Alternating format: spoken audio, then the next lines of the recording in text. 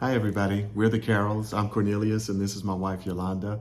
We've been married nearly 44 years, and we're so excited to share about marriage. Marriage is so very important to us. It's something we hold very near and dear, and we're just excited to be able to share a little bit about what we think about marriage and our experiences. Today, we want to just spend a few minutes talking about communication. Communication. All the couples we share with, our friends, everybody. I think if things are going well, we want to talk about how do we communicate even better. If things are not going well, how do we communicate even better? But again, communication is part of that kind of word. Commune. So come together with our thoughts.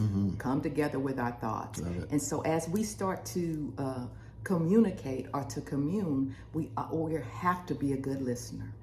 We have to be a good listener. So in an attempt to get along, to communicate with our spouse, our husband, our wife, our partner, our best friend, even our children, we have to be a good listener. So, my husband will talk about this exercise in communication that basically we need to listen to a point, listen so intently that we can communicate that same wish, that same desire back to the person that's sharing it with us. Would you share that? Yes, we do an exercise called I Wish, and the purpose of that exercise is twofold. It's one, to communicate a bit of information, but the other is a listening exercise. So I will say, Yolanda, I wish you would XYZ.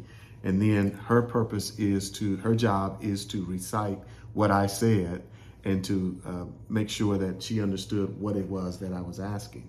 And really, if we do the job right, then she will be able to actually not only recite it, but she could make my point for me. There's another thing that we do. It's called Stephen Covey has a concept called seek first to understand, then be understood. And so, if I'm making my point and she's listening intently, she'll be able literally to make my point for me. Not that she'll necessarily agree with it, but she'll at least understand.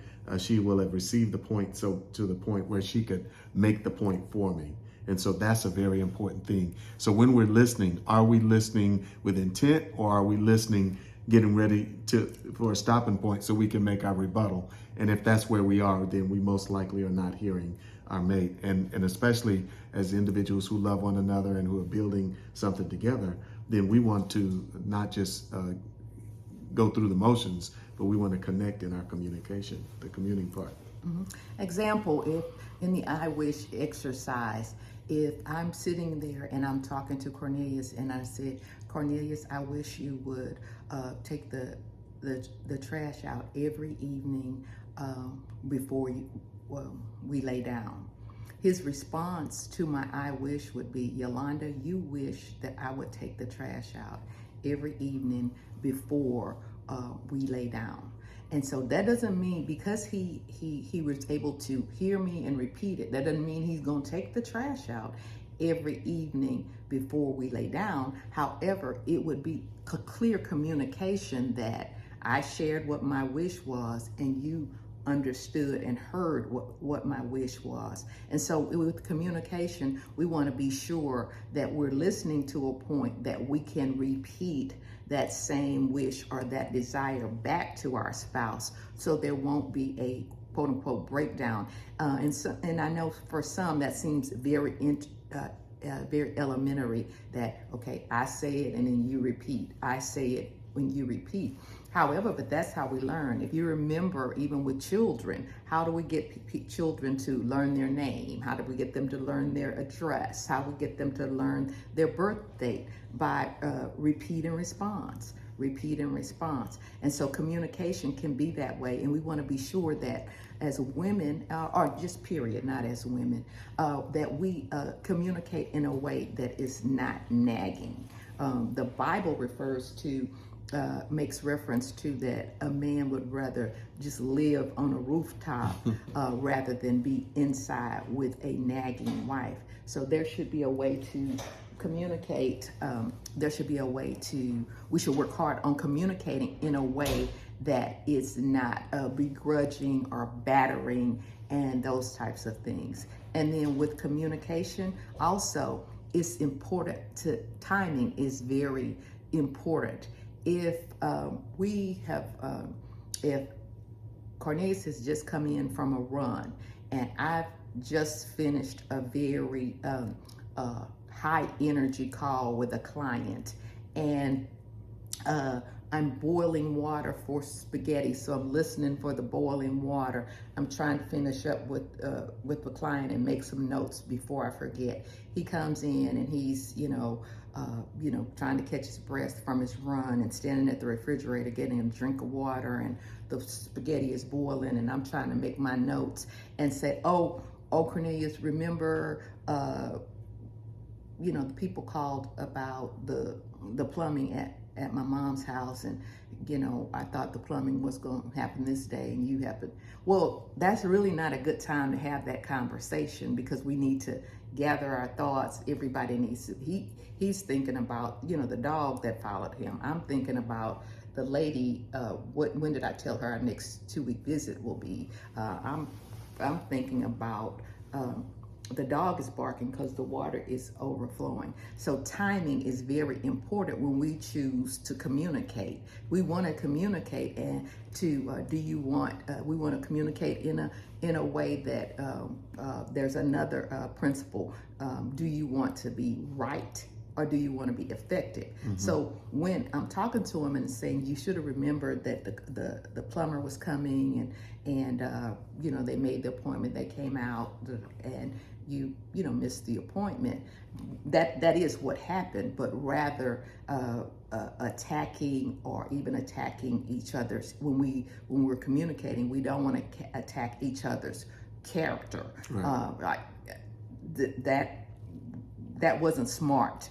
That wasn't, don't use offensive words that attack character versus, I wished you would have remembered, or, do I need, in going forward, do I need to make a reminder, or do you need to set a timer? So there are ways to manage to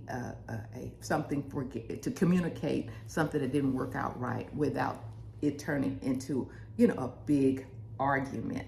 So as we communicate, we want to be sure, and we listen, and then we listen with the intent of being helpful, and us again getting the results that we're hoping for, not us both ending up being mad and then have to go out to eat because the spaghetti burned, and I don't have all my notes and have to call the client back and say, no, what did you say about this, that, and the third? Mm-hmm. So there are so many things that play into communicating effectively, and I think one of them would be very important to be a good listener. And again, as he said, seek first to understand, then to be understood, and the principle of, do you want to be right, or do you want to be effective?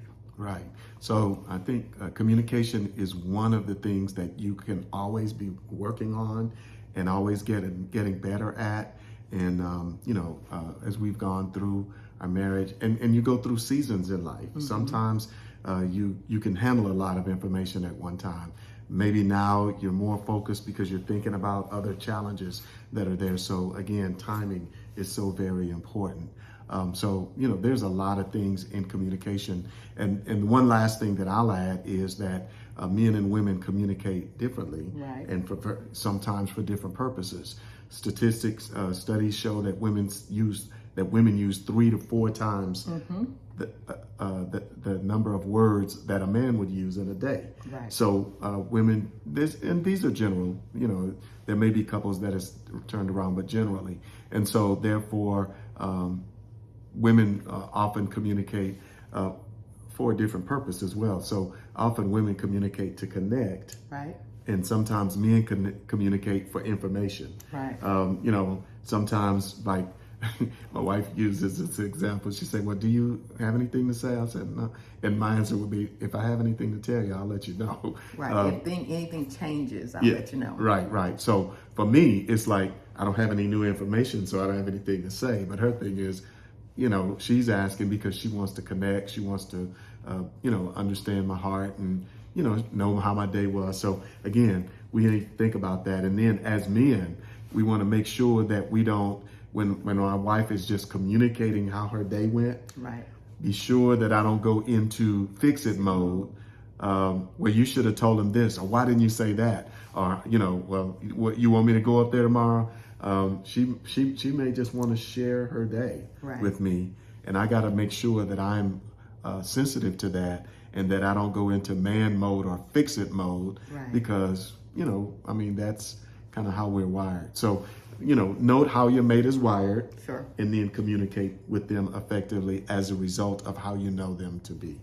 And again, communication, even on those areas, I have learned over the years that when I'm communicating to Cornelius for something that, hey, I just want you to listen. I don't need you to do anything. So if I preface it with that, then he's listening in a mode to, okay, she just wants me to listen, as opposed to listening about, okay, how can I fix it, or what do I need to do? Because he is an engineer at heart, he is immediately fixing it. So immediately, if we were speaking, and we're both better about it now, but we're speaking immediately, I'll give my husband 3 sentences about, this, when I was in the garage, the laundry basket was in the way, it fell over, and he gets up and is gone.